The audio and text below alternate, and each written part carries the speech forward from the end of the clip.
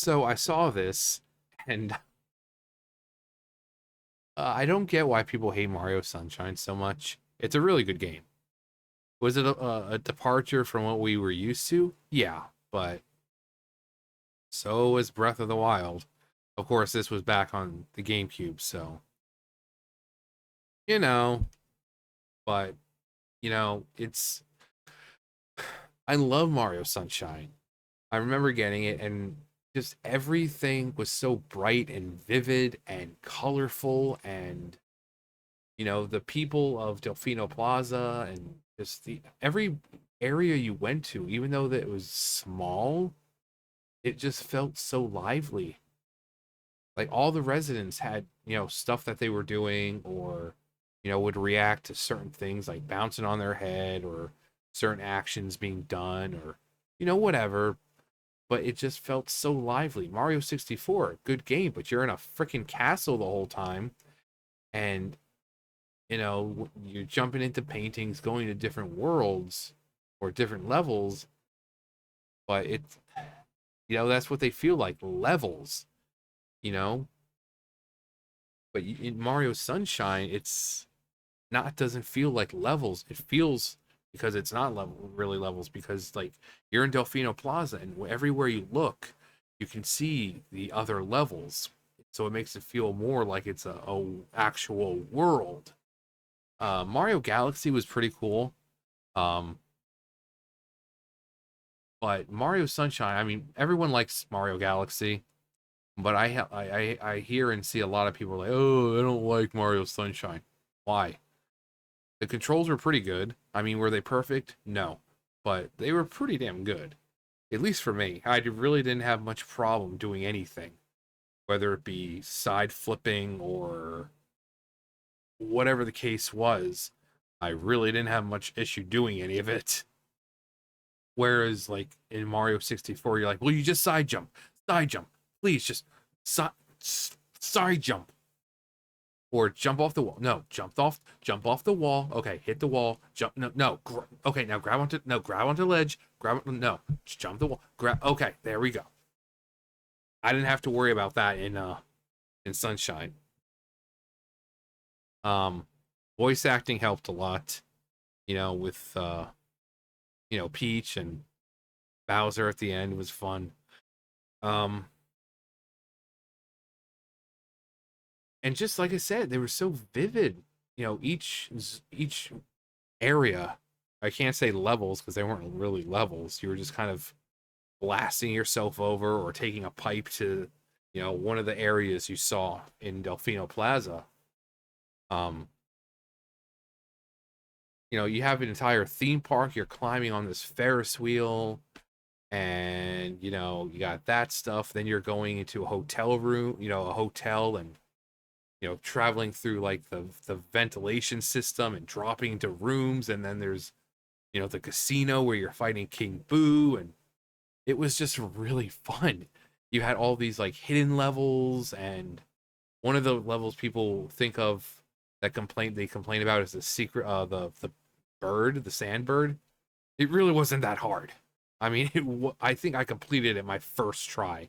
It wasn't that hard. That stupid level made me quit the game. Well, that sounds like a you problem, not the game. Of course, this was what, how long ago? So I was like a teenager when it came out. So, but that's no excuse. Oh, I couldn't beat that level. I mean, I 100% completed that game so many times, and I really should do a playthrough of it. But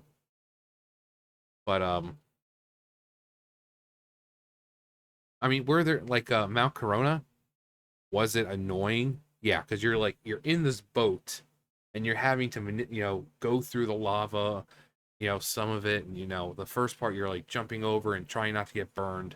The next part you're in that boat, and you're trying to maneuver everything with water, and trying to, and if you hit anything you're basically dead. But it's cool because you basically have one infinite one ups there. um and then when it's the final part of it, you're just blasting yourself upwards, and the final battle with Bowser, and which is really not that hard of a fight, you know You're just kind of going over to each little thing, blasting yourself up and slamming down. It's not that hard, you know? Again, if people were like, oh, I quit the game over this, that's a you problem. That's a you problem. I couldn't. It's like on like Mario 64 is like, I couldn't beat King Babam, so I quit the game. Well, that's a you problem. I was constantly falling off on that stupid slide. Well, that's a you problem. Not because of the way they made the game. It's because it's a you problem. How old was I when, let's see, I think it was um like 9 or 10 or something when Mario 64 came out. Yeah, about like 9 or 10, 11, something like that. So, if I was able to do it my first try, come on, a kid can sit down. So, if you're an older person and you're like, "Oh, I couldn't beat it," that's a you problem. But yeah, like every area is so much different than the last. Like I said, one you're going to a hotel, and not only are there things to do outside the hotel, like you're fighting this giant like manta ray type thing going on. It comes in, and then you break it apart and little by little, and then you finally go into the hotel and you're doing stuff in there. You've got the casino where you go fight King Boo. You've got you know areas where you're diving into freaking bottles and doing little areas in there. You're diving completely underwater, and there's like this little city under there, and you're fighting an eel and going up to the very top, and just it was just really fun. And I don't get why it has so much hate. Was Mario 64 a good game? Yeah. I mean, I wouldn't know. I don't know why people would call it a perfect game. The camera sucks. The controls are very unresponsive sometimes. Like I said, just trying to do a simple wall kick or side flip, sometimes it felt like it took forever. Um, and the fact that you're confined to a castle, the levels themselves weren't like most of them weren't really that big if you really think about size and all that. But even ones like say Rainbow Ride, it seems like it was a big level, but it's because it was in the sky and everything was so you know detached and separated. So it wasn't that was a big level. It's just that's what happens when you're in the sky. So it just looked bigger. That while it did have its fun little moments like Wet Dry World and the like the higher up you jump into the painting, the higher the water level is. That was pretty cool. Um, with the clock, depending on where you know, where it is when the hands of the clock where you go into the level, that determines whether it's going like faster or stopped completely or it was really cool. But like Mario Sunshine kind of had like not the same thing, but you know, you had the secret levels. You had like each level had like a sub zone type thing, like Pinata Village. So there was like the top part, right? And then there was a whole bottom part to it, and then there was a like a little area that you could like a secret, not a secret zone, but like a special zone type thing, and you know, it just made it feel more alive. Uh, like Pinata Park, same thing. It's like you see the park, but then on the side of it, there's like this whole thing on the side. Another hidden or special zone. Um, actually, I think there's like two hidden zones. Uh, one in the very front, like on the beach area, after you defeat like the Monty Mole that was in the cannon. Uh, then there's one I think with the not the Ferris wheel, the merry-go-round, right? with the Yoshi, and it's going around. So there was a lot to do in the plaza, which was really cool. Having like a hub world where there was a lot to do. I think after you got like all the shine sprites, you talk to one of them and they give you like the sunglasses and the Hawaiian shirt, and it didn't do anything. It was just congratulations. Yoshis were back and you were able to ride them, and it was fun. I don't get the reason why so many people don't like Sunshine. Was it a departure from what we knew, in Mario? Yeah, but I mean, that's one thing about making games. You need to take risks sometimes. Like look at Zelda. Same thing with Zelda. They've taken so many risks over the years, Nintendo making these games. You have this game that was overhead, like overhead view, and then the second game, it was a side scroller and it was more like a traditional RPG. You level up, you get spells and this and that, but people were like, we don't like this. No. So the very next game was, overhead again, and if you've noticed, we don't really have a lot of side scrolling Zelda games. They're either all, top down or 3D. So you can't find out what people like and don't like if you don't take risks. Um, Risk taking is just kind of necessary.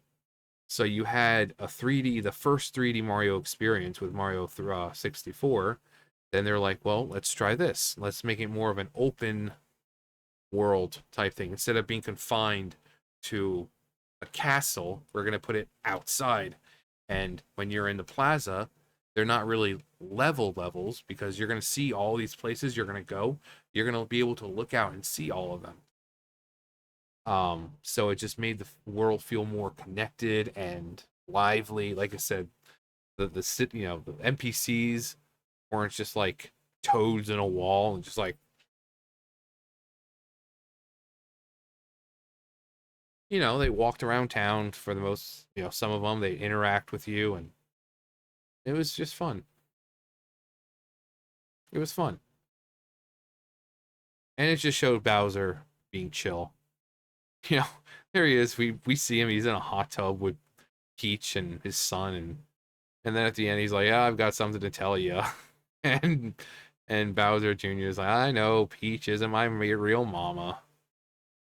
And you kind of get to see Bowser just being a father, despite what people think. Bowser is a really good father, but he abuses his son. No, he trains his son to not be a freaking softy. He's a Koopa. They're meant to be tough. He doesn't want his son growing up to be some mamby-pamby, get walked all over. You know, that's what a regular Koopa does.